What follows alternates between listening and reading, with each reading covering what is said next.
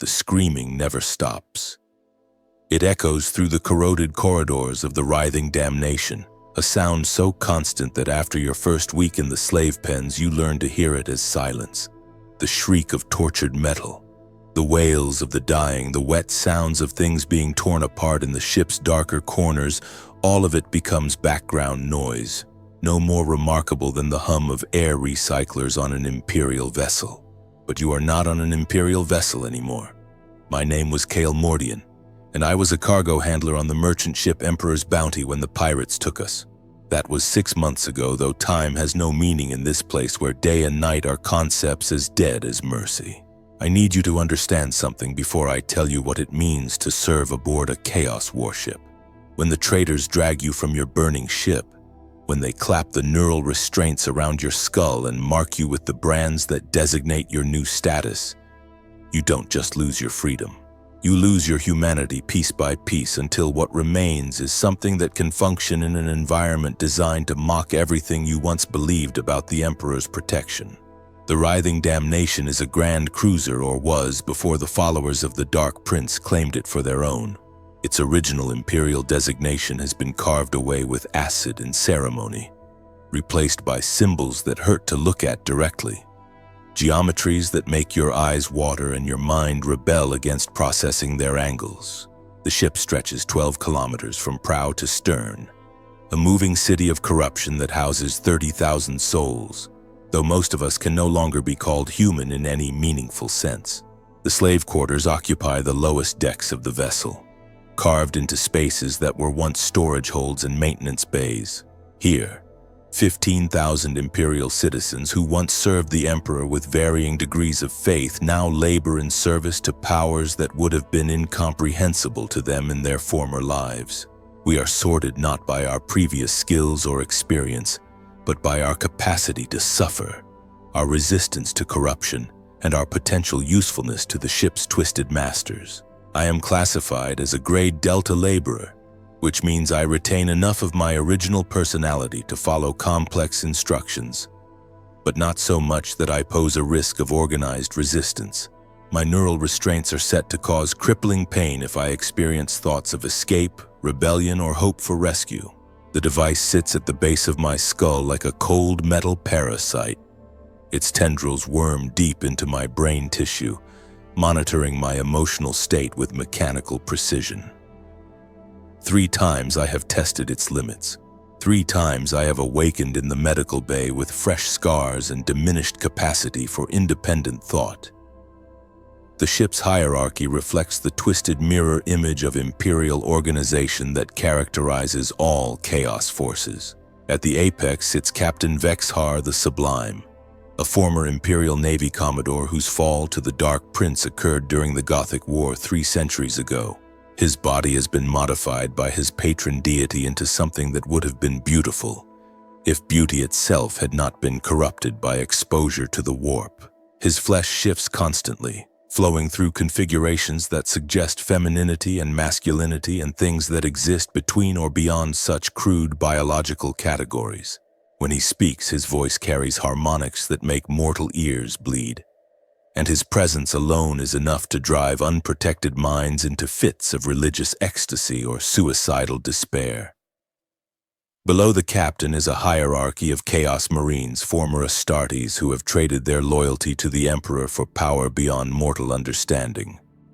They serve as officers and enforcers, their augmented biology making them nearly invulnerable to the kinds of hazards that kill ordinary humans daily aboard the vessel. Their armor bears the twisted iconography of their patron gods, and their weapons are artifacts of such malevolent power that merely being in their presence for extended periods begins to change you at the cellular level. The ship's complement also includes thousands of human cultists, former Imperial citizens who have embraced corruption willingly rather than having it forced upon them. These are often more dangerous to the slaves than the Chaos Marines themselves because they retain enough humanity to understand our suffering while possessing the fervor of true believers. They compete with each other to demonstrate their devotion through increasingly elaborate acts of cruelty, their imaginations unfettered by the restraints that military discipline would impose. but it is the ship itself that poses the greatest danger to the enslaved population. The writhing damnation has been modified by decades of exposure to warp energies and deliberate ritual alterations. Its corridors shift when no one is looking, leading to destinations that should not exist. Its walls bleed occasionally, the crimson fluid carrying viruses and bacterial agents that cause madness, mutation, or death. Its machine spirits have been replaced by minor demons bound into the ship's systems, entities that take perverse pleasure in the suffering of those who depend on their proper function for survival. My typical day begins at what the ship's chronometers register as 0600 hours. Though the concept of standard time has little meaning aboard a vessel that exists partially in real space and partially in the warp, the neural restraints activate with a pulse of electricity that jerks me from whatever dreams the device permits, usually scenarios of work and obedience designed to reinforce my conditioning. Around me, my fellow slaves stir in their assigned sleeping alcoves, spaces barely large enough for a human body that serve as our only private refuge aboard the ship. The slave quarters smell of unwashed bodies, industrial solvents, and something else. Something organic and wrong that might be the scent of corruption itself. The air recycling systems work sporadically, often pumping gases through the ventilation network that cause hallucinations or respiratory distress. We have learned to recognize the signs of a bad air day. The way the vents rattle differently when something toxic is coming through. But there is nowhere to go when the atmosphere turns poisonous. We simply endure it, as we endure everything else, because the alternative is death, and death aboard a chaos warship is rarely quick or clean. The first meal of the day is distributed by servitors whose original Imperial programming has been corrupted by demon viruses. They move with the same mechanical precision as their loyal counterparts, but their actions are guided by malevolent intelligence that delights in small cruelties. The food they distribute is synthetic protein paste flavored with chemical compounds that enhance despair and suppress the capacity for hope. It keeps us alive and functional, but just barely, maintaining the minimum nutritional requirements for sustained labor while ensuring that our bodies remain weak and our minds clouded. After the meal comes the daily assignment process, where work details are distributed according to the ship's operational requirements and the entertainment preferences of our overseers. Some days I am assigned to maintenance duty, crawling through access tunnels to repair systems that have been damaged by warp exposure or deliberate sabotage. The work is dangerous, often involving exposure to radiation, toxic chemicals, or dimensional anomalies that can age a man 20 years in as many minutes. But maintenance duty has advantages, chief among them the opportunity to see parts of the ship that most slaves never experience, to understand the full scope of the floating hell that has become our world. Other days bring factory assignments, hours spent in manufacturing bays where we produce ammunition, equipment, and supplies for the ship's war efforts. The work is mind-numbing in its repetition, but it offers a certain safety, a predictable routine that allows the mind to retreat into itself while the body performs its assigned functions. The factory floors are supervised by tech cultists who have replaced their human organs with mechanical components blessed by the dark mechanicus. They watch us with optical sensors that can detect the slightest sign of sabotage or resistance, and their punishment for such infractions is swift and inventive. But the worst assignments are the ones that take us into the ship's ritual chambers, where the crew conducts the ceremonies that maintain their favor with the dark gods. Here, slaves serve as assistants, witnesses, and occasionally as sacrificial offerings in rites that defy sane description. I have seen men flayed alive while their murderers sang hymns of praise to gods whose names cannot be spoken without corrupting the speaker.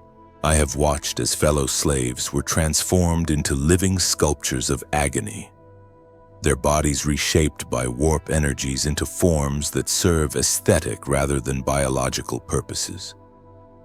I have participated in rituals where the boundary between life and death becomes fluid, where consciousness can be transferred between bodies like water poured from one vessel to another.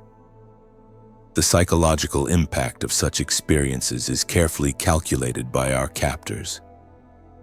They understand that breaking a human mind requires more than simple brutality, that true submission comes only when the victim's fundamental beliefs about reality have been shattered beyond repair. They force us to witness horrors that prove the emptiness of imperial propaganda about the emperor's protection, to participate in acts that demonstrate the futility of resistance, to watch as our fellow prisoners are corrupted or destroyed in ways that make death seem like mercy. Yet even in this environment, human nature finds ways to adapt and survive. Friendships form among the enslaved population, bonds forged by shared suffering that provide some small comfort in the endless darkness. We develop communication methods that can evade the monitoring systems, subtle gestures and coded phrases that allow us to share information about dangerous overseers, safe hiding places, and opportunities for small acts of defiance. We learn to recognize the signs of impending violence or system failures, to position ourselves in ways that maximize our chances of survival when chaos erupts around us. The ship's population is not entirely human. The chaos forces have enslaved representatives of numerous alien species encountered during their raids, and these beings often serve alongside human prisoners in work details. The Tau watercaste diplomat who shares my sleeping alcove speaks in whispers about the greater good, though his faith has been shaken by months of exposure to the ship's corrupting influence.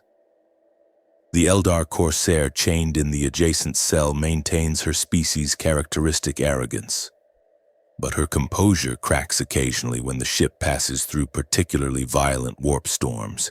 Even an orc boy captured during a raid on a greenskin asteroid base serves in the engine rooms, his natural resilience making him valuable for work in the most hazardous areas of the vessel.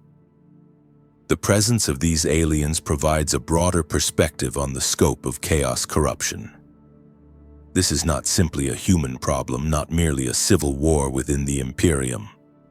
The dark gods seek to corrupt and claim all sentient life, to transform the galaxy into a realm where suffering and madness are the natural order. We are all equal in our enslavement, united by the common experience of having been reduced to resources in a cosmic war that cares nothing for species boundaries or cultural differences. The ship's daily routine is punctuated by moments of extreme violence that serve both practical and psychological purposes. Public executions are common, not just as punishment for specific infractions, but as entertainment for the crew and object lessons for the slave population. The methods of execution vary depending on which chaos god the victim is being offered to, and the ceremonies surrounding these deaths can last for hours as the condemned prisoner is subjected to ritual tortures that would make an Imperial Inquisitor weep. I witnessed one such execution during my 3rd month aboard the ship, when a former Imperial Guard sergeant named Dantus attempted to organize a resistance cell among the slave population. He was discovered before his plans could be implemented, betrayed by another slave whose neural restraints had been modified to reward cooperation with chemical euphoria. Dantus was dragged before the assembled slave population and bound to an altar carved with symbols that seemed to writhe and shift when viewed directly.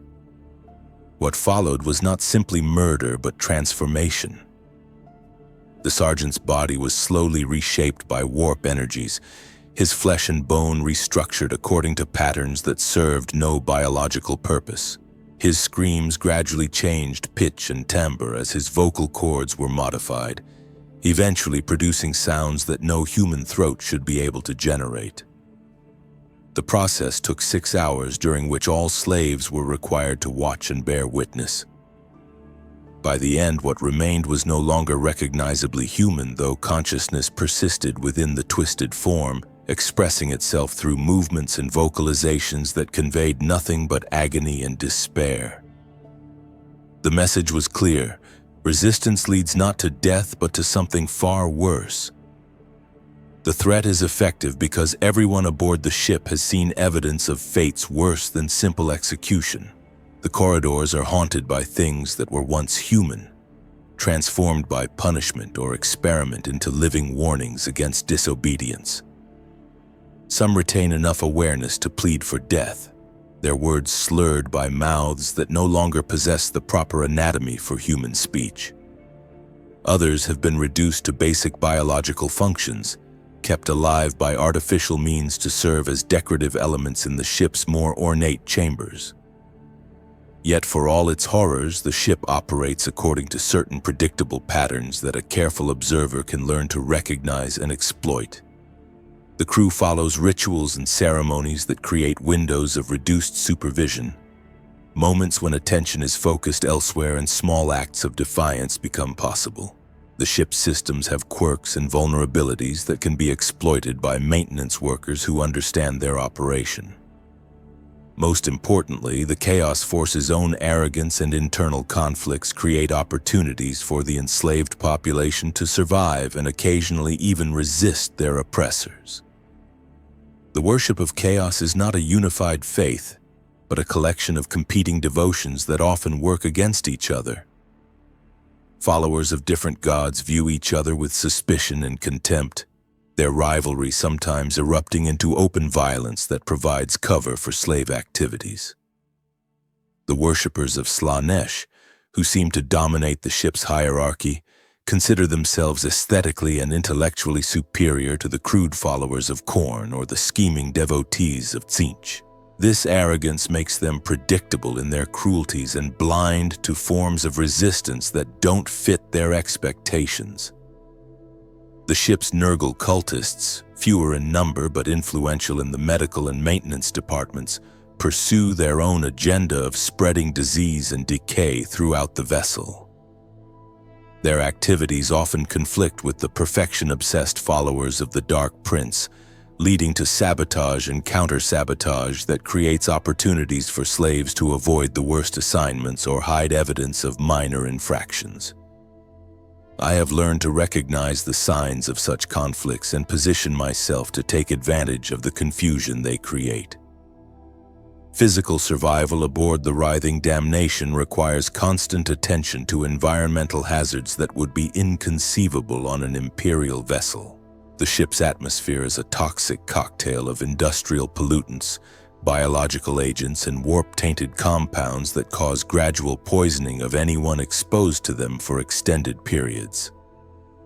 My skin has developed a grayish pallor that I initially attributed to poor lighting, but which I now understand to be the result of heavy metal poisoning from the contaminated air. My hair has fallen out in patches and my teeth have developed black stains that no amount of scrubbing can remove. The water supply is equally contaminated, treated with chemicals that suppress immune function and enhance susceptibility to psychological manipulation. The fluid tastes of rust and decay, leaving a coating on the tongue that persists for hours after drinking. Yet it is the only source of hydration available, and dehydration will kill more quickly than the long-term effects of poisoning. I have learned to drink just enough to maintain function while minimizing exposure to the worst toxins. Food is distributed irregularly, sometimes twice in a single work period, other times not at all for days. The unpredictability is deliberate, designed to keep the slave population in a constant state of stress and uncertainty. When food is available, it consists primarily of synthesized protein derived from sources I prefer not to contemplate. The taste varies depending on what additives have been included, but it always carries undertones of decay and chemical processing that make eating an act of will rather than biological necessity. Medical care for the slave population is provided by cultists who view healing as an opportunity for experimentation rather than genuine treatment. Minor injuries are often left untreated, allowing infections to spread and limbs to become gangrenous. More serious trauma receives attention, but the treatments frequently involve procedures that are as much ritual as medicine, with outcomes determined as much by the favor of the dark gods as by medical skill. I have seen broken bones set with surgical implants that continue to cause pain long after the initial injury has healed. Their design intended to serve as permanent reminders of the patient's subordinate status. The most dangerous aspect of medical treatment aboard the ship is the risk of improvement. Slaves who require extensive treatment are sometimes subjected to unauthorized augmentations, their bodies modified with mechanical or biological components that enhance their usefulness to the ship, but destroy their humanity.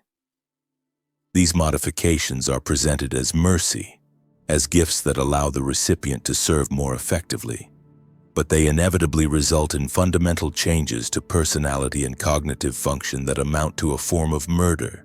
I have been fortunate to avoid serious injury during my time aboard the ship, though I bear the accumulated scars of dozens of minor accidents and punishments. A burn on my left hand from contact with a corrupted power coupling, lash marks across my back from a disciplinary session conducted by a particularly creative overseer, small cuts and punctures from handling contaminated materials without proper protective equipment. Each mark tells the story of a lesson learned, a boundary discovered, a moment when survival required accepting pain rather than risking something worse. Sleep is perhaps the greatest luxury available to the slave population, though even this basic biological necessity is subject to the whims of our captors. The neural restraints monitor our brain activity during rest periods, ensuring that we do not dream of escape or resistance. But sometimes they malfunction or are deliberately adjusted to create nightmares that serve as additional psychological conditioning.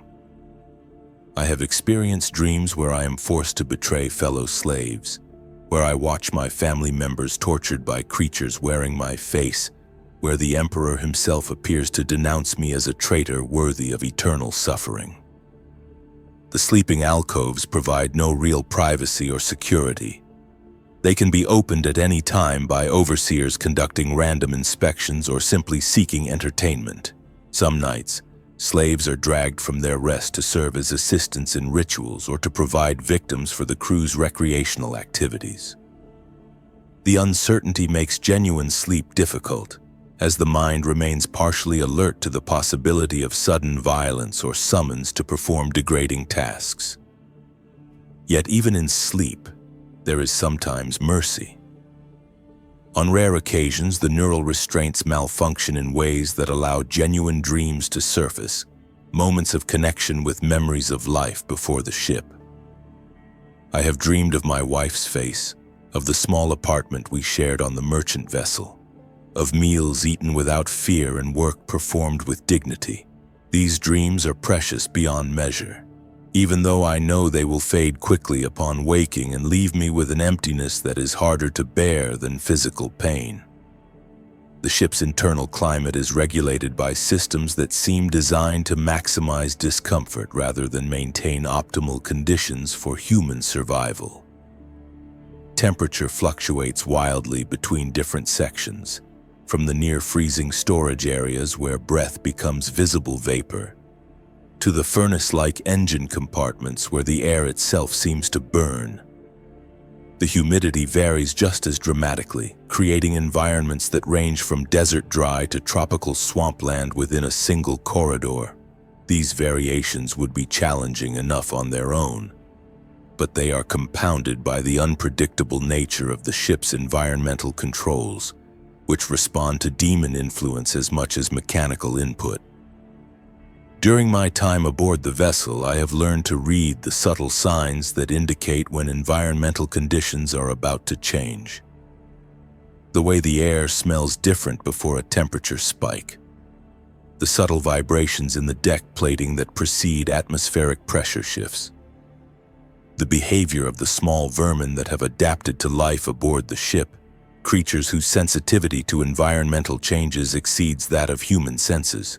This knowledge has allowed me to avoid the worst effects of sudden climate shifts, but it cannot protect against the longer-term health impacts of constant exposure to hostile conditions. The ship's lighting system creates an artificial day-night cycle, but one that bears no resemblance to natural circadian rhythms. The day periods are illuminated by harsh lumens that emit frequencies known to cause eye strain and headaches. The night periods are lit by dim red light that provides just enough visibility to work while creating an atmosphere of perpetual twilight that gradually erodes mental stability. The transition between these phases occurs at irregular intervals, sometimes lasting for days. Other times shifting multiple times within what would have been a single standard day. This disruption of natural biological rhythms is another tool of psychological control, designed to keep the slave population in a constant state of exhaustion and disorientation. Without reliable temporal markers, it becomes difficult to maintain a sense of time passing, to plan or prepare for future events, or to establish routines that might provide psychological stability. Every day becomes an endless present tense of suffering and endurance, with no clear reference point for measuring progress or hoping for change. The corridors of the writhing damnation are a maze of twisted architecture that defies both imperial engineering standards and basic principles of spatial geometry. What appears to be a straight passage from one point may lead to destinations that should be physically impossible given the ship's layout. Doorways open onto rooms that are larger inside than the spaces they appear to occupy from the exterior. Stairways lead upward but somehow arrive at lower decks, while others descend endlessly without reaching any identifiable destination. Navigation requires more than simply understanding the ship's layout, because that layout changes according to rules that no mortal mind can fully comprehend. Experienced slaves learn to recognize landmark features that remain relatively stable, to follow routes that have proven reliable in the past, and to avoid areas where the spatial distortions are most severe. But even with such knowledge, it is easy to become lost in sections of the ship that should be familiar, to find oneself in chambers that do not appear on any schematic, and that seem to exist only when observed directly. The dangers of becoming lost aboard the ship extend far beyond simple inconvenience. Some areas are contaminated with warp energies that can cause rapid aging, mutation, or madness. Others are home to creatures that feed on human flesh or emotion. Predators that the ship's crew tolerates because they serve to keep the slave population in line. Still others contain automated defense systems that recognize all life forms as potential threats, gun servitors and security turrets that will fire on anyone who enters their operational zones. I once spent 3 days lost in a section of the ship that appeared to be an ordinary storage area but which seemed to extend far beyond the physical limits of the vessel itself. The corridors stretched on for kilometers, lined with containers whose contents shifted and changed when I wasn't looking directly at them. The air grew progressively thinner as I walked, and the temperature dropped to near freezing despite the presence of functioning heating elements. When I finally found my way back to familiar territory, I discovered that only 6 hours had passed according to the ship's chronometers, though my body showed signs of having endured days of exposure and exhaustion. Work assignments aboard the ship fall into several broad categories, each with its own risks and rewards.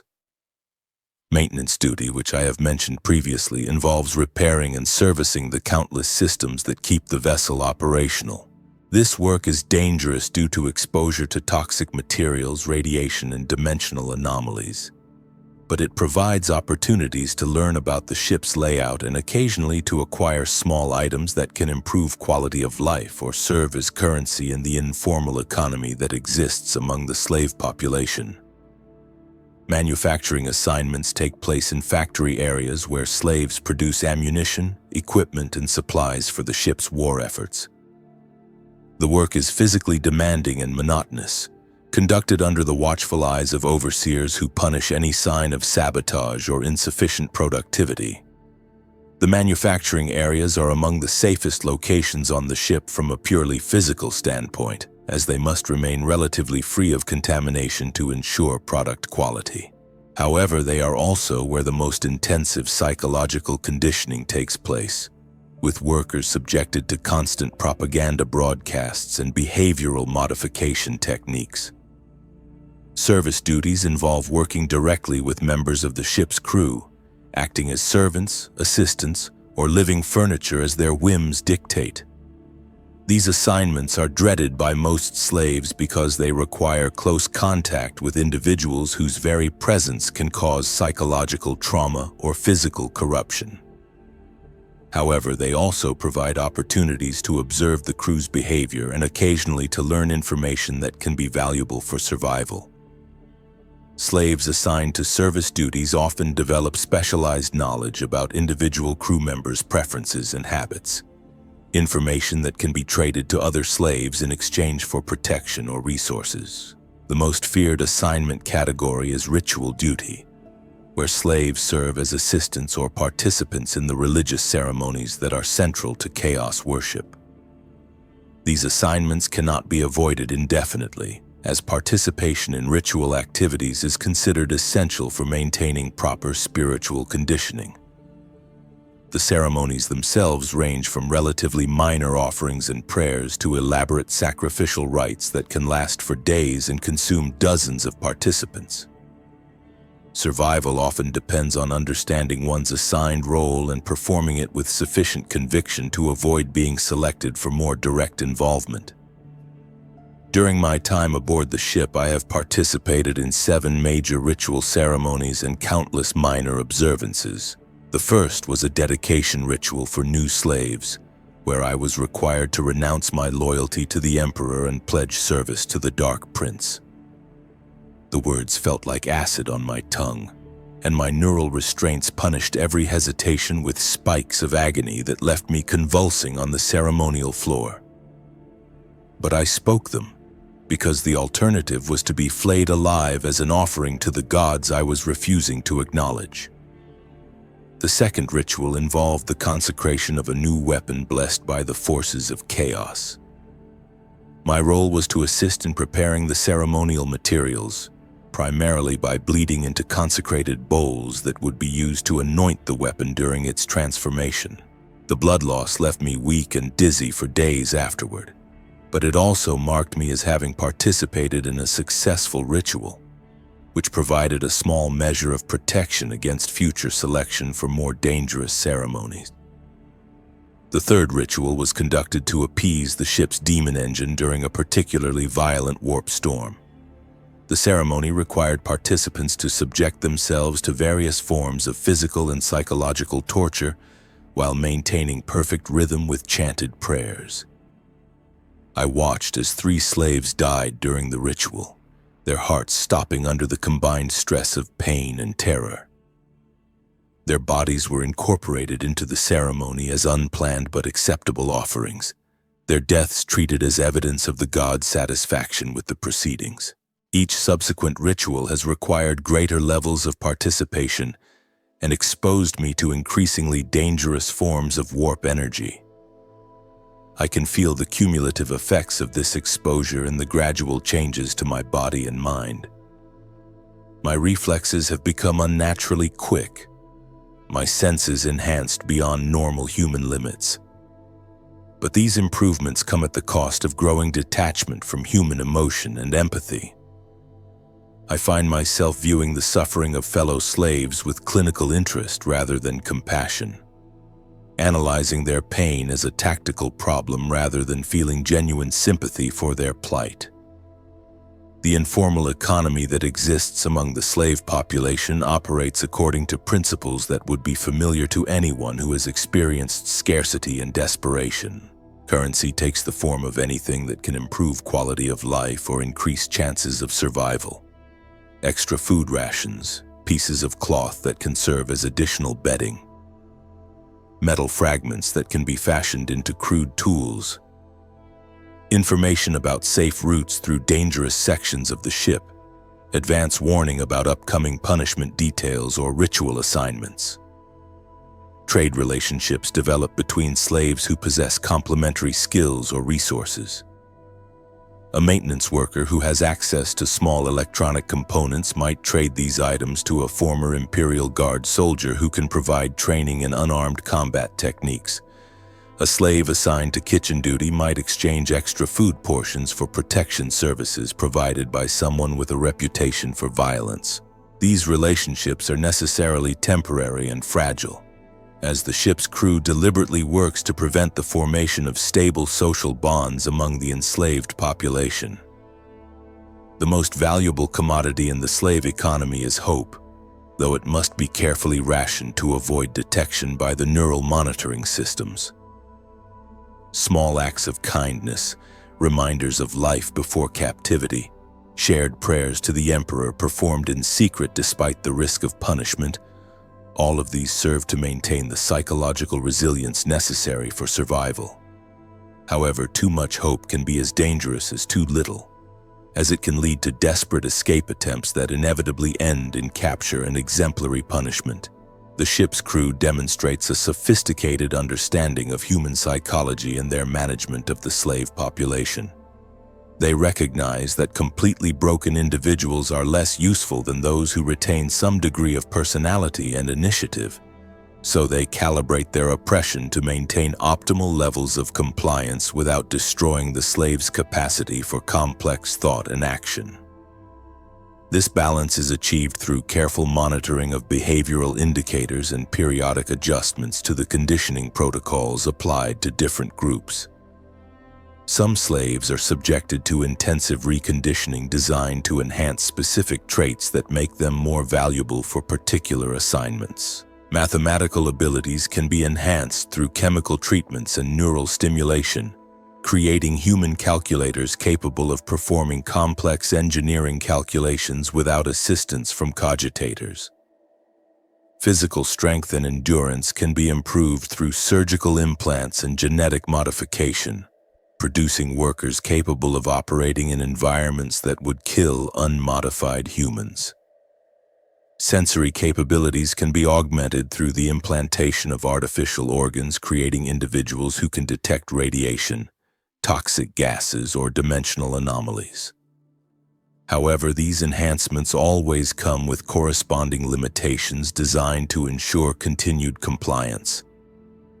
Enhanced strength is coupled with neural blocks that prevent violent action against crew members.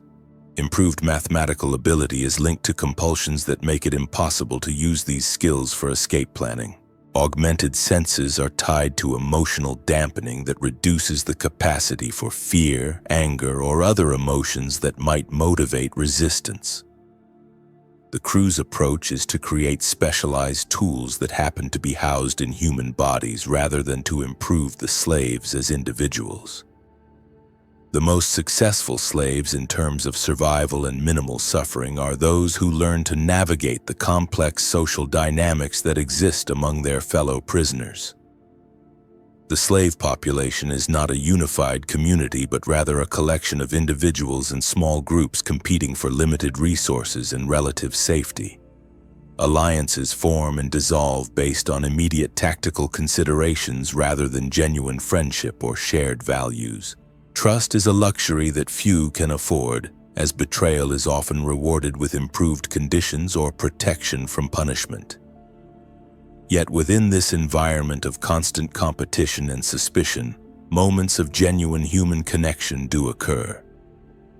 I have witnessed acts of selfless courage where slaves risked punishment to help others, shared what little they possessed with those who had even less, and maintained their essential humanity despite every pressure to abandon it. These moments are rare and precious reminders that something of value persists even in the depths of corruption and despair. The ship's daily routine is structured around the religious observances that are central to chaos worship. These ceremonies range from brief prayer sessions conducted at the beginning and end of each work period, to elaborate multi-day festivals that require the participation of the entire crew and slave population. The timing and nature of these observances follow patterns that reflect the favor of different chaos gods and the ship's current location relative to various warp phenomena.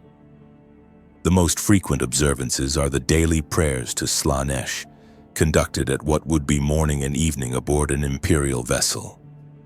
These ceremonies require all slaves to participate in chanted devotions that praise the Dark Prince's gifts of sensation and experience. The words are designed to gradually erode resistance to corruption by normalizing concepts that would have been abhorrent to imperial citizens. The prayers speak of pain as purification, of degradation as enlightenment, of submission as the path to transcendence. Repeated exposure to these concepts, combined with the chemical conditioning delivered through food and water, slowly rewires neural pathways to accept ideas that would have triggered immediate rejection in an untreated mind. Weekly ceremonies honor the other chaos gods, though the ship's primary devotion remains focused on the Prince of Pleasure. Khorne receives offerings of blood drawn from slaves selected by lottery, their life force spilled in carefully orchestrated rituals designed to generate the emotional intensity that the blood god craves. Tzeentch is honored through elaborate deceptions and betrayals, where slaves are encouraged to report on each other's activities in exchange for small rewards, creating an atmosphere of paranoia and mistrust that feeds the changer of ways. Nurgle receives tribute through the deliberate cultivation of disease and decay, with certain sections of the ship being allowed to fester and rot as living shrines to the Plague Father. The most elaborate ceremonies are reserved for significant dates in the Chaos calendar, events that commemorate great victories of the Dark Gods or astronomical alignments that enhance warp energy flows. These festivals can last for days, during which normal ship operations are suspended and all personnel are required to participate in increasingly extreme ritual activities. I have survived 4 such festivals during my time aboard the ship, each one pushing the boundaries of what my mind and body can endure while still maintaining some semblance of sanity. The first festival, celebrating the anniversary of the ship's fall to chaos, required all slaves to undergo ritual scarification while chanting prayers of gratitude for their enslavement. The scars were inflicted with blessed blades that carried trace amounts of warp energy, ensuring that the wounds would heal slowly and leave permanent marks that served as visible reminders of the ceremony. The pain was excruciating, but it was the psychological impact that proved most damaging. The forced expression of gratitude for suffering that challenged fundamental assumptions about justice and human worth. The second festival honored a great victory achieved by Chaos forces in a distant sector, news of which had reached the ship through astropathic communication. The celebration involved gladiatorial contests where slaves were forced to fight each other for the entertainment of the crew, with winners receiving temporary privileges and losers facing various forms of punishment or mutilation. I was selected to participate in these contests, where my survival depended on my willingness to inflict serious injury on fellow slaves who had committed no crime beyond sharing my circumstances. The victories I achieved felt like defeats, each success purchased with the suffering of someone who deserved better. The third festival was conducted during passage through a particularly violent warp storm, where the boundary between reality and nightmare became permeable enough to allow direct interaction with demon entities. These creatures materialized throughout the ship, taking forms that reflected the deepest fears and desires of those who observed them. The festival required slaves to serve as interpreters and intermediaries for these beings, translating their impossible communications into terms that mortal minds could process. The experience left me with fragmentary memories of conversations with entities whose existence defied rational explanation, beings that spoke of concepts so alien that human language has no words to describe them. The fourth festival was the most recent, occurring just 3 weeks ago by my best estimate of time passage. It celebrated the ship's arrival at a new hunting ground, a system where imperial worlds awaited harvesting for slaves and resources.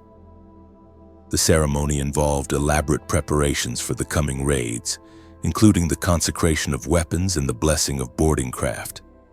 As part of these preparations, slaves were required to participate in mock battle scenarios where we played the role of Imperial defenders while crew members practiced assault techniques. The psychological cruelty of being forced to role-play our own people's defeat was matched by the physical danger of the exercises, which used live weapons and inflicted real casualties. Between these major festivals, daily life aboard the ship settles into routines that provide a semblance of predictability in an environment that actively resists rational organization. Work assignments are posted each morning by servitors whose programming has been corrupted to incorporate elements of chance and malice into their decision-making processes. These assignments must be completed according to schedules that often change without warning, creating constant pressure to work faster and more efficiently than human physiology can sustain. The work itself varies widely depending on the ship's current activities and the operational status of its various systems. Maintenance crews repair damage caused by warp exposure, combat, or simple mechanical failure, using tools and materials that have been blessed or cursed according to chaos ritual requirements. Manufacturing teams produce ammunition and equipment according to specifications that prioritize symbolic significance over practical effectiveness. Service personnel attend to the needs of crew members whose requirements often extend far beyond anything that could be considered normal or reasonable. Food distribution occurs according to schedules designed to maximize uncertainty and competition among the slave population. Meals are provided irregularly, sometimes twice in a single work period, other times not at all for days. The quantity and quality of food varies based on factors that include the ship's current supply situation, the crew's mood, and the results of various divination rituals. Slaves who have performed well in recent assignments may receive larger portions or food with fewer obvious signs of contamination. Those who have been marked for punishment may find their rations reduced or eliminated entirely. The food itself is produced in bioreactors that convert organic waste into synthetic protein. But the definition of organic waste aboard a Chaos warship includes materials that would be considered toxic or inedible on any civilized world. The resulting product has the consistency of paste and a taste that varies depending on what additives have been included in the processing cycle. Chemical compounds that enhance despair and suppress hope are standard ingredients, while various experimental substances are occasionally added to study their effects on human physiology and psychology. Medical care for slaves consists primarily of treatments designed to maintain minimum functional capacity, rather than to promote genuine health or comfort. Injuries are treated only when they interfere with work performance, and the treatments often involve procedures that serve ritual as well as medical purposes. Broken bones are set with surgical implants that incorporate blessed metals known to cause long-term pain and discomfort. Infections are treated with antibiotics that carry genetic modification agents designed to enhance compliance and reduce aggression. Psychological trauma is addressed through chemical therapy that suppresses emotional responses while leaving cognitive functions intact. The ship's medical facilities are staffed by cultists who view healing as an opportunity for experimentation rather than a duty to relieve suffering. These individuals have medical training equivalent to that found in Imperial facilities, but their understanding of human anatomy has been supplemented by knowledge of how the body responds to warp energy exposure and demon influence. Their treatments are technically effective in addressing immediate health problems, but they are designed to create long-term dependencies and vulnerabilities that ensure continued compliance. Serious injuries or illnesses often result in improvements to the affected slave, unauthorized modifications that enhance specific capabilities while reducing overall humanity. A broken leg might be replaced with a mechanical prosthetic that provides enhanced strength, but broadcasts the slave's location to monitoring systems. Damaged organs might be supplemented with artificial alternatives that function more efficiently than the originals. but require regular maintenance that can only be provided by the ship's medical staff. These modifications are presented as mercy, as gifts that allow the recipient to serve more effectively, but they invariably result in fundamental changes to personality and behavior that amount to a form of murder, recreation, to the extent that such a concept exists for the slave population, consist primarily of activities that serve the crew's entertainment needs while providing minimal relief from the constant stress of captivity. Slaves are occasionally permitted to watch recordings of imperial worlds being conquered, propaganda films that demonstrate the futility of resistance and the inevitable triumph of chaos. These viewings are presented as privileges, rewards for good behavior, but they serve primarily to reinforce feelings of despair and hopelessness. Physical exercise is encouraged, but only in forms that enhance work capacity or prepare slaves for potential use in gladiatorial contests.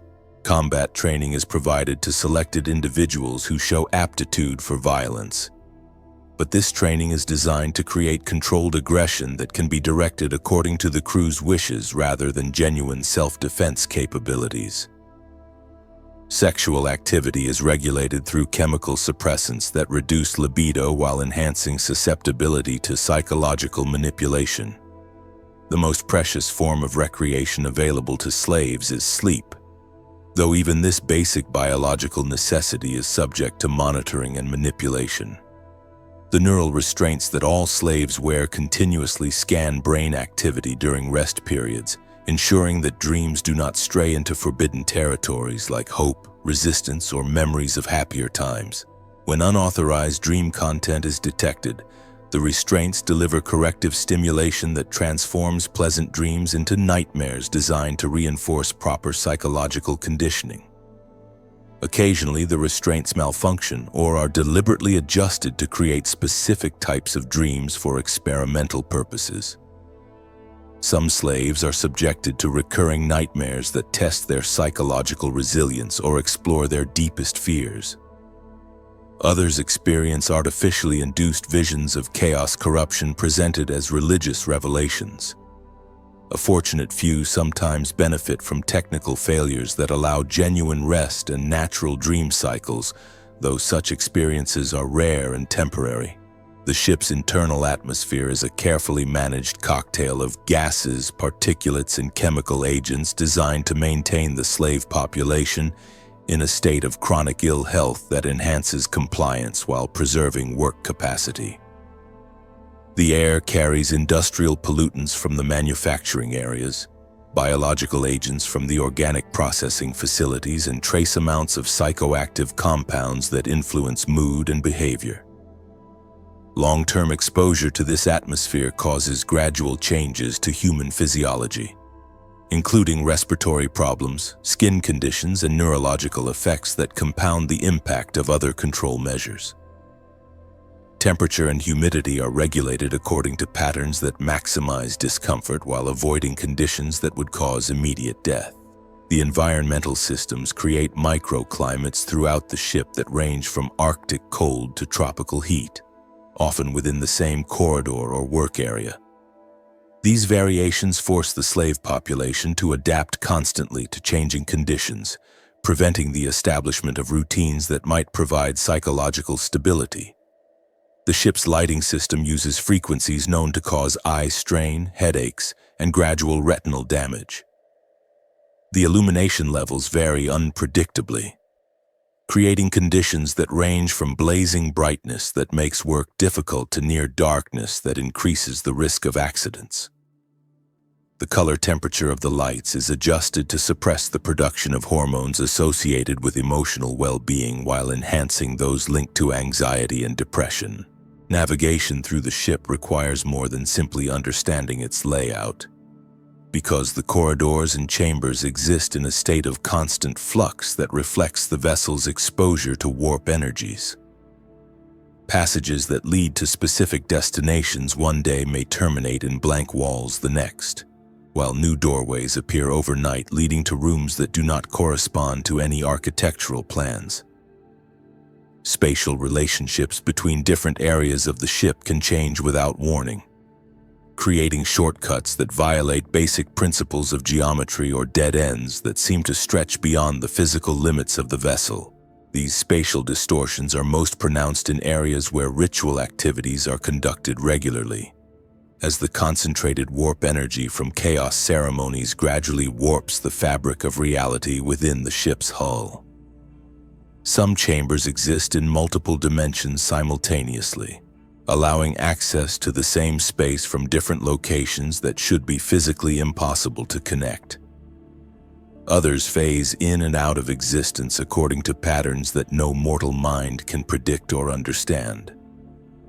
The safest approach to navigation is to follow routes that have proven reliable in the past while remaining alert for signs of dimensional instability. Experienced slaves learn to recognize the warning signs that indicate when spatial distortions are occurring. Changes in air pressure or temperature that cannot be explained by the ship's environmental systems. Sounds that seem to come from impossible directions. Visual distortions that make distances difficult to judge.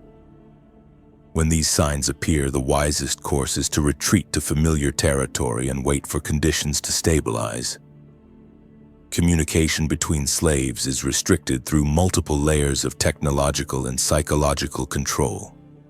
The neural restraints monitor all verbal communication and deliver punishment for any conversation that touches on forbidden topics like escape planning, resistance activities, or criticism of the crew. However, the restraints have limitations in their ability to interpret context and subtext, creating opportunities for coded communication that can evade detection. The slave population has developed a complex system of nonverbal signals and coded phrases that allow for the exchange of essential information while avoiding the attention of monitoring systems. These communication methods are necessarily limited and ambiguous, as clarity increases the risk of detection and punishment. Simple gestures can convey warnings about dangerous work assignments or hostile overseers. Seemingly innocent comments about food or weather can carry information about safe routes through the ship or opportunities for acquiring scarce resources. The most effective communication occurs during work assignments, where natural conversation would be expected, allowing important information to be embedded within discussions of routine tasks. A maintenance worker might warn others about radiation hazards in a specific section by commenting on the bright lights in that area. A manufacturing slave might indicate the presence of particularly vigilant overseers by mentioning quality control improvements in their work area. These conversations require careful timing and subtlety to avoid detection while still conveying useful information. The psychological impact of prolonged captivity aboard a Chaos warship cannot be overstated. The combination of physical hardship, chemical conditioning, and exposure to warp energies creates changes in human consciousness that extend far beyond simple trauma or adaptation to harsh conditions. Many slaves develop symptoms that would be diagnosed as severe mental illness in any civilized context. Hallucinations, delusions, dissociation, and emotional numbing that makes normal human relationships impossible. The neural restraints accelerate these psychological changes by suppressing normal emotional responses while enhancing others according to patterns that serve the crew's purposes. Fear and despair are amplified to ensure compliance, while hope and anger are dampened to prevent resistance. Joy and satisfaction are limited to moments when slaves successfully complete assigned tasks, creating artificial reward pathways that encourage continued cooperation. Love and empathy are systematically undermined through chemical manipulation and forced participation in activities that require betrayal of fellow slaves. Yet despite these comprehensive efforts to reshape human consciousness according to chaos requirements, some essential aspect of humanity persists in even the most degraded individuals. I have witnessed moments of unexpected courage where slaves risked their lives to protect others, acts of kindness that served no practical purpose but affirmed the existence of something beyond mere survival instinct. These moments are rare and precious, but they provide evidence that complete corruption is not inevitable, that some spark of decency can survive even in the darkest circumstances. The ship's departure from port is always preceded by elaborate rituals designed to ensure favorable conditions for the journey ahead and to appease the demon entities that power the vessel's warp drive. These ceremonies involve the entire crew and slave population, creating a festival atmosphere that masks the genuine dangers associated with warp travel. The rituals serve practical as well as religious purposes, as proper observance of chaos protocols is essential for safe passage through the Imperium. The first phase of departure preparation involves the consecration of the ship's systems, a process that requires teams of slaves to apply blessed oils and inscribe protective symbols on critical components throughout the vessel. This work is dangerous due to exposure to warp energies and toxic materials, but it is also necessary for preventing the kind of catastrophic system failures that can occur when demon-powered technology is not properly maintained. The consecration process takes days to complete and must be performed according to precise ritual requirements that leave no room for error or improvisation. The second phase involves the selection and preparation of sacrificial offerings designed to purchase safe passage through the warp. These offerings typically consist of captured Imperial personnel, though slaves from the ship's own population are sometimes substituted when external prisoners are not available.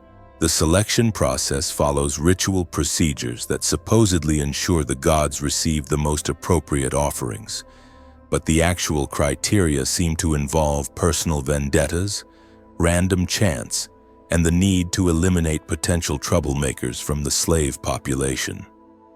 The final phase is the departure ceremony itself, a massive ritual that can last for hours and involves activities so intense that several participants typically die from exhaustion, heart failure, or simple shock. The ceremony reaches its climax when the ship's warp drive is activated, tearing a hole in reality that allows passage into the Imperium. The transition is always traumatic for unprotected mortals, causing physical pain, psychological trauma, and temporary madness that can persist for days after the ship reaches cruising speed in the warp. Travel through the warp aboard a chaos vessel is unlike the experience described in Imperial training materials or civilian accounts. The ship's hull provides limited protection against the psychic storms and demon influences that pervade the Imperium, and passengers are exposed to levels of warp energy that would be considered lethal aboard an Imperial vessel. The experience varies depending on the ship's route, the current state of the warp, and the favor of the chaos gods, but it always involves some degree of psychological and physical trauma for the unaugmented human passengers. Visual distortions are common during warp travel, with slaves reporting hallucinations that range from minor sensory anomalies to complete breaks from reality. These visions often incorporate personal memories, fears, and desires twisted into forms that serve no purpose beyond psychological torture. A slave might see deceased family members accusing them of betrayal, or witness impossible scenarios where their hometown has been conquered by chaos forces. The neural restraints provide some protection against the most severe hallucinations, but they cannot block all forms of warp influence. Physical symptoms of warp exposure include nausea, headaches, skin rashes, and temporary paralysis that can affect any part of the body without warning. These symptoms are generally temporary, fading within hours or days of the ship's return to normal space, but repeated exposure causes cumulative damage that manifests as accelerated aging, organ dysfunction, and increased susceptibility to disease. Long-term passengers on chaos vessels develop a characteristic appearance that includes premature gray hair, deeply lined skin, and a haunted expression that reflects their exposure to forces beyond mortal comprehension. The most dangerous aspect of warp travel is the risk of demon possession or other forms of supernatural influence. The ship's hull is inscribed with protective symbols and blessed according to chaos ritual requirements, but these defenses are designed primarily to protect the vessel itself, rather than its passengers. Slaves are considered expendable resources, and their potential loss to demon influence is factored into operational planning as an acceptable cost of doing business. Possession incidents typically begin with changes in behavior that might be dismissed as stress reactions or psychological trauma. Increased aggression, inappropriate emotional responses, or claims of hearing voices that other passengers cannot detect. These symptoms escalate rapidly once the possessing entity gains sufficient control over its host, leading to violent outbursts, self-mutilation, or attempts to sabotage ship systems. The crew's response to confirmed possession cases is swift and brutal, with affected individuals being killed immediately and their bodies disposed of through airlocks or incineration systems. The ship's return to normal space is marked by ceremonies designed to give thanks for safe passage and to cleanse the vessel of any warp taint that might have accumulated during transit. These rituals are less elaborate than the departure ceremonies, but they still require the participation of the entire crew and slave population.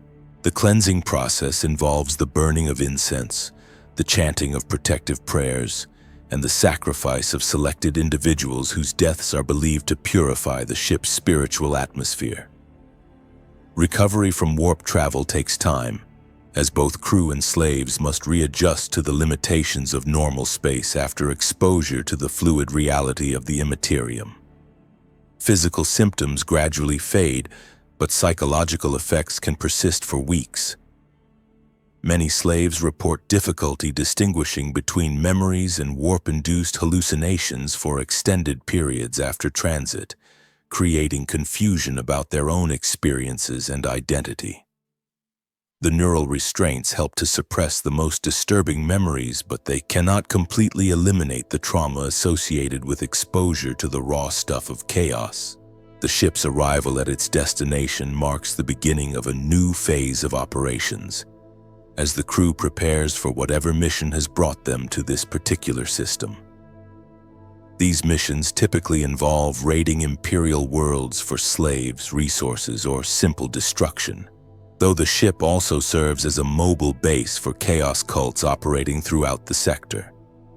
The preparation phase provides temporary relief from the routine of shipboard life, but it also brings new dangers as the crew's anticipation of coming violence creates an atmosphere of heightened tension and unpredictability.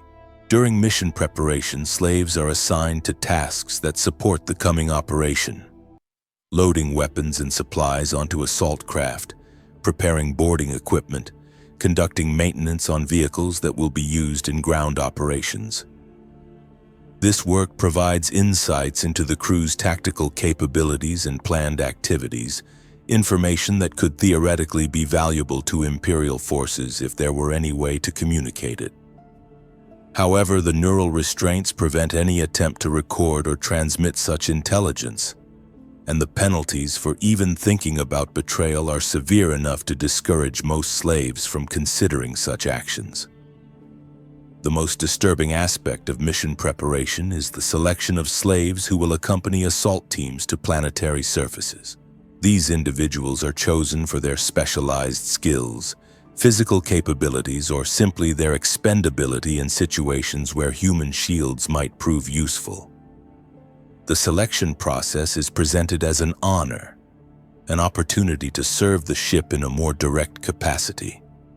But everyone understands that it is actually a death sentence disguised as privilege. Slaves selected for planetary operations rarely return, and those who do survive are typically so traumatized by their experiences that they provide little useful information about what occurs during raids. The raids themselves are visible from the ship's observation ports when such views are available and permitted. The sight of Imperial worlds burning under chaos assault provides a stark reminder of the ship's ultimate purpose: and the role that its slave population plays in spreading corruption throughout the galaxy. These views are carefully managed by the crew, who understand the psychological impact of witnessing the destruction of worlds that might have been home to the slaves' friends and family members. Some slaves are forced to watch as a form of punishment, while others are specifically prevented from seeing anything that might trigger emotional responses strong enough to overcome their chemical conditioning. The aftermath of successful raids brings new challenges as captured Imperial personnel are integrated into the ship's slave population. These new arrivals must be processed through the same conditioning protocols that have shaped the existing slaves, but they often possess information, skills, or connections that make them valuable for intelligence purposes. The established slave population is typically used to assist in breaking down the psychological resistance of new prisoners, a role that requires participation in activities that would have been unthinkable during their former lives as loyal Imperial citizens. The integration process reveals the extent to which prolonged captivity has changed the established slaves, as they find themselves capable of inflicting on others the same treatment they received during their own initial conditioning. This realization is perhaps more traumatic than any physical abuse, as it demonstrates how thoroughly their moral frameworks have been compromised by exposure to chaos influence. The ability to rationalize participation in atrocities, to find practical justifications for behavior that violates fundamental human decency, represents a form of corruption that is more insidious than any physical mutation or demon possession. Yet even in these darkest moments, there are opportunities for redemption and resistance. Some established slaves use their positions as instructors or supervisors to provide covert assistance to new arrivals, sharing survival information or offering emotional support that helps preserve some spark of humanity in the most degrading circumstances. These acts of defiance are dangerous and typically brief, but they serve to maintain connections to moral principles that the ship's conditioning is designed to erase. The seasonal cycles that govern life aboard the writhing damnation reflect the ship's devotion to Slanesh and the ritual calendar of chaos worship. These cycles have no relationship to natural planetary seasons or astronomical phenomena, but rather follow patterns established by demon influence and the crew's religious observances.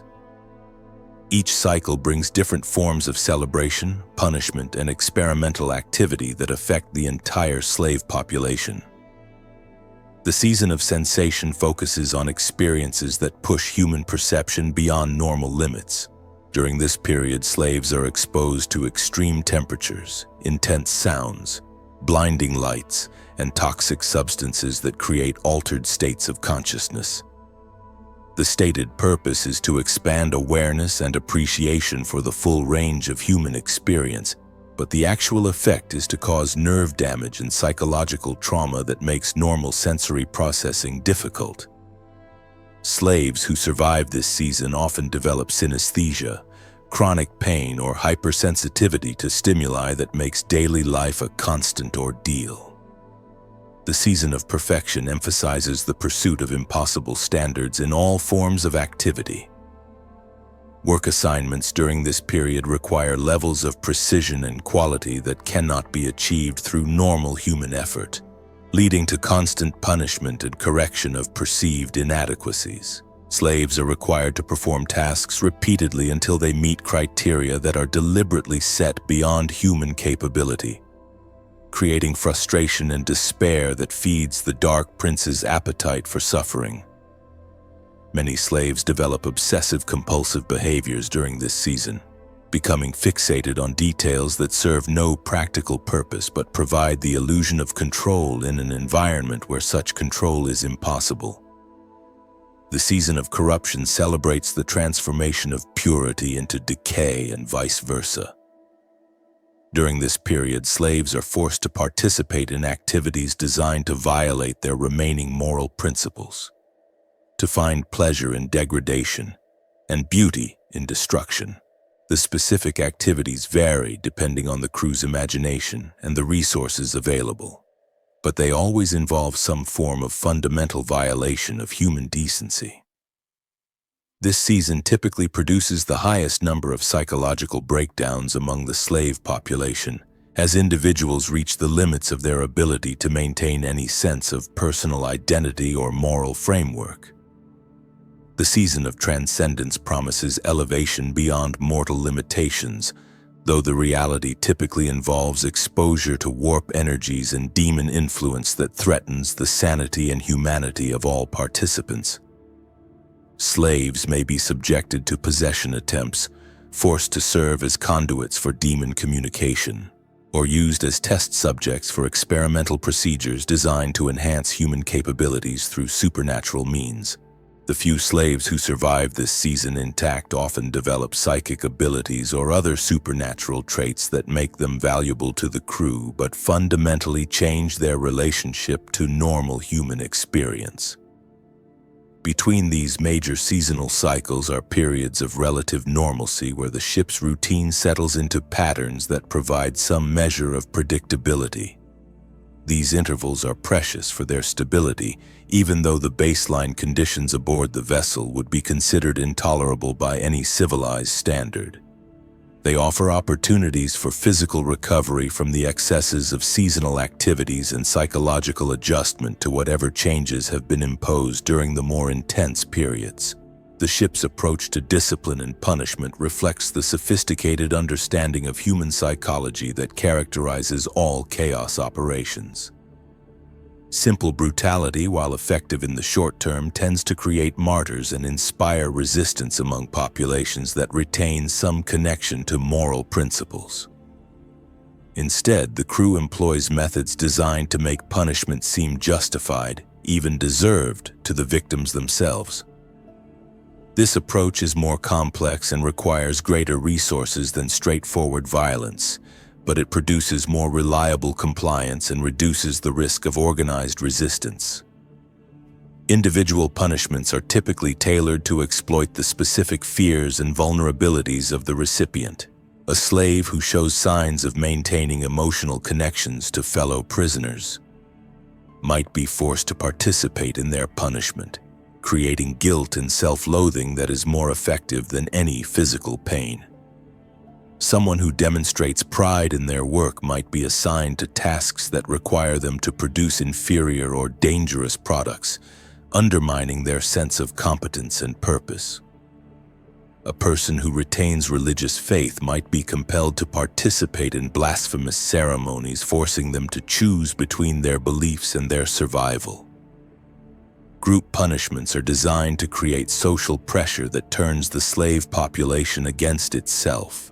When one individual commits an infraction, the entire group may be punished until someone identifies the responsible party, creating incentives for betrayal and mistrust. Alternatively, the group might be forced to select one of their members for enhanced punishment, making them complicit in the suffering of their companions. These techniques are effective because they exploit natural human tendencies toward cooperation and mutual protection, turning these positive traits into sources of additional torment. The most sophisticated punishments involve the manipulation of hope and despair in carefully calculated cycles. Slaves might be given reason to believe that their situation is improving, that escape or rescue is possible, only to have these hopes systematically destroyed in ways that maximize psychological damage.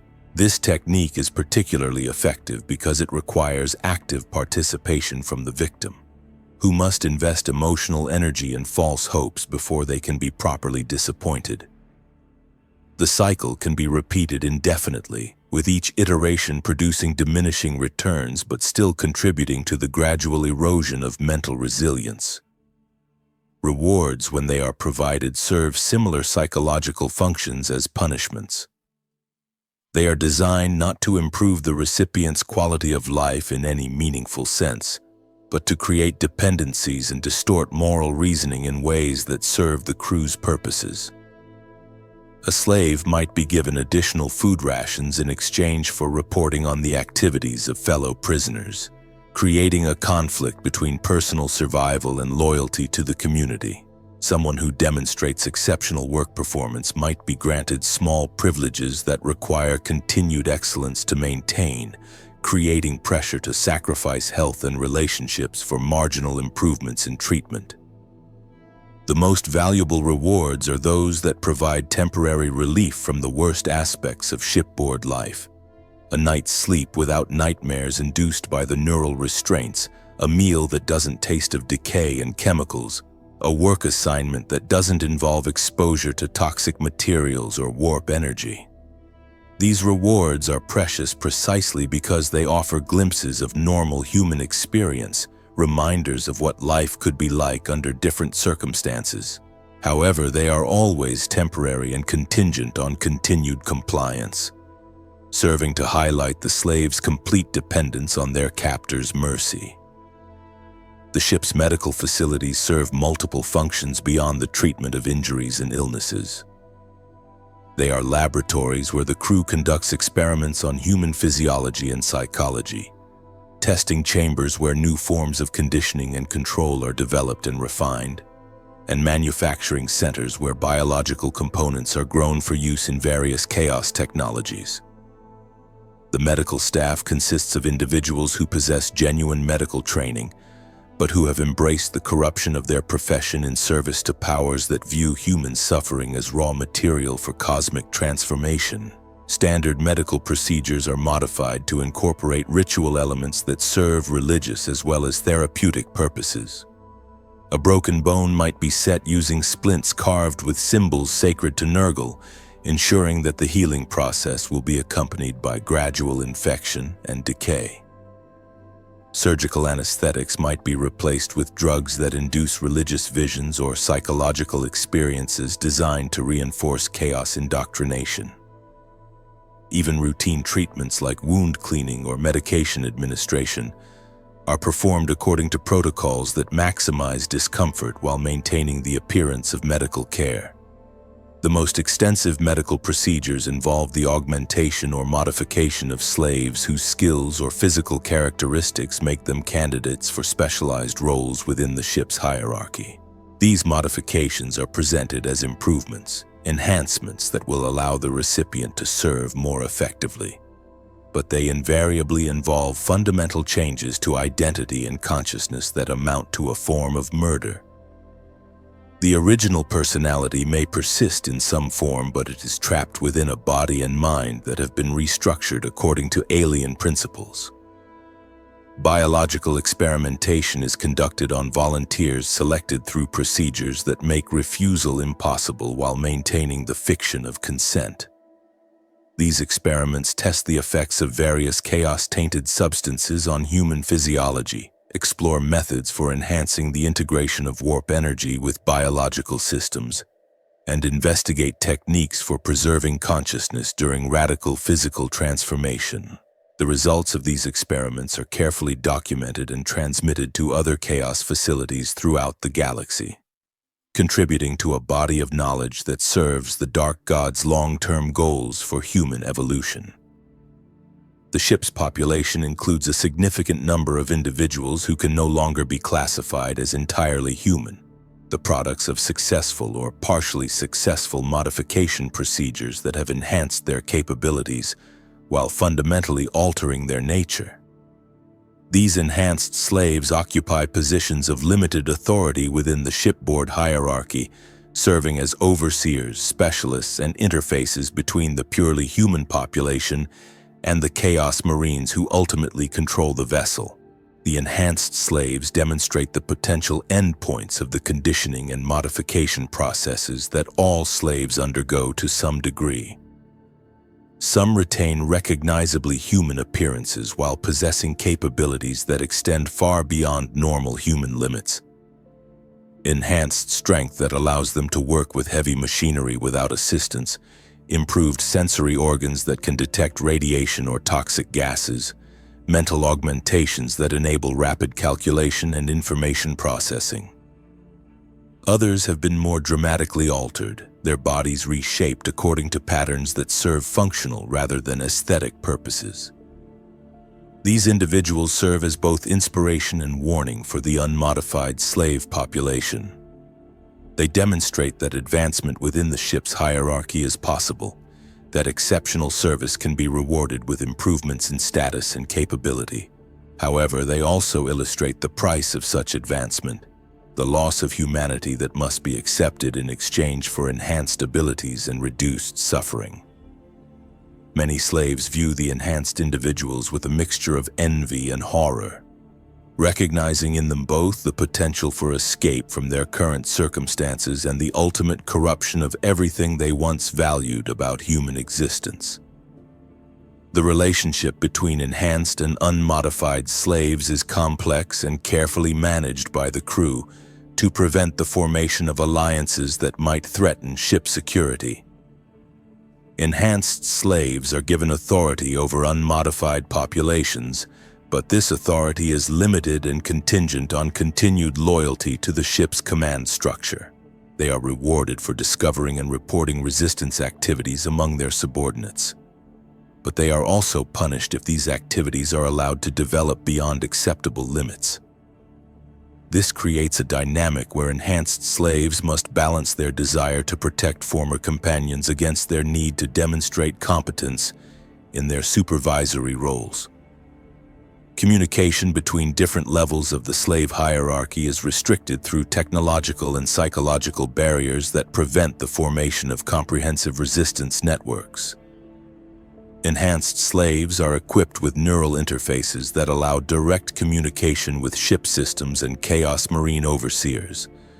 But these same interfaces can be used to monitor their thoughts and ensure compliance.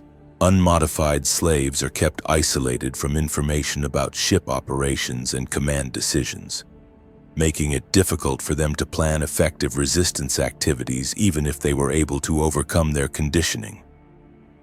Yet despite these comprehensive security measures, the ship's crew maintains constant vigilance against potential uprising or sabotage activities. They understand that the slave population represents a potential threat that must be carefully managed through a combination of terror, dependency, and selective privilege. The balance is delicate, requiring ongoing adjustment based on behavioral monitoring and periodic reassessment of individual slaves' loyalty and reliability. The ship's eventual destination, after months or years of raiding and corruption, is typically a rendezvous with larger chaos fleets or bases where personnel and resources can be transferred to support broader strategic objectives. These meetings provide opportunities for slaves to observe the true scope of chaos operations, to understand that their individual suffering is part of a galactic campaign that encompasses millions of worlds and billions of lives. The realization can be either devastating or liberating depending on the individual's psychological state and remaining capacity for hope. For most slaves, the knowledge that their situation is not unique, that countless others share their fate across the galaxy, serves to confirm the futility of resistance and the inevitability of chaos victory.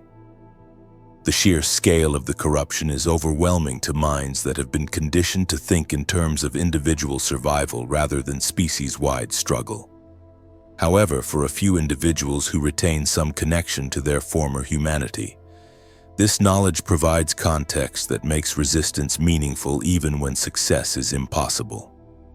The transfer of personnel between chaos vessels typically involves additional processing and conditioning designed to prepare slaves for service aboard different ships with different requirements. Some slaves are selected for specialized training that will make them valuable to particular types of operations.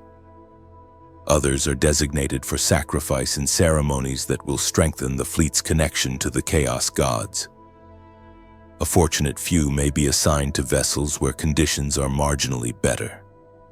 Though better in the context of chaos operations is a relative term that encompasses levels of suffering that would still be considered intolerable by any reasonable standard. The process of transfer provides brief glimpses of other aspects of chaos society, opportunities to observe how different factions and allegiances shape the treatment of enslaved populations. Ships devoted to different chaos gods employ different methods of control and conditioning, reflecting the particular obsessions and requirements of their patron deities. Vessels serving the blood god emphasize violence and martial prowess, creating environments where combat skills are valued but mercy is unknown. Those devoted to the changer of ways focus on deception and manipulation, producing populations that are highly educated but incapable of trust or genuine cooperation. My own future remains uncertain as I write this account during a brief rest period between work assignments. The neural restraints that monitor my thoughts have detected nothing suspicious in my activities. Perhaps because despair and hopelessness have become such constant companions that they no longer register as emotional anomalies worth investigating. I have learned to think in ways that evade detection, to compartmentalize my consciousness so that forbidden thoughts can exist alongside the approved patterns that the restraints expect to find. The account you have read represents months of careful observation and reflection. Information gathered during brief moments of clarity when the chemical conditioning temporarily fails, or the neural monitoring systems experience technical difficulties. I have written it not because I believe it will reach imperial authorities or inspire rescue attempts, but because the act of recording these experiences serves to maintain some connection to my former identity as a human being, rather than merely a resource in the chaos war machine. Perhaps this record will survive even if I do not, preserved in some hidden cache where it might be discovered by individuals who retain the capacity to understand and act upon the information it contains. Perhaps it will serve as testimony to the reality of life aboard chaos vessels, evidence that could be useful to Imperial forces planning their own operations against such targets. Or perhaps it will simply be destroyed along with its author when my usefulness to the writhing damnation finally comes to an end. But I am no longer the same person who was captured aboard the Emperor's bounty 6 months ago. That man died somewhere between the slave pens and the ritual chambers, replaced by something that can function in this environment while maintaining enough awareness to document its experiences. I am neither fully human nor completely corrupted, existing in a liminal state that allows me to serve chaos while retaining enough of my original consciousness to understand what I have become. This is what it means to be a slave aboard a chaos warship in the 41st millennium. To exist as a witness to humanity's potential for both degradation and resilience.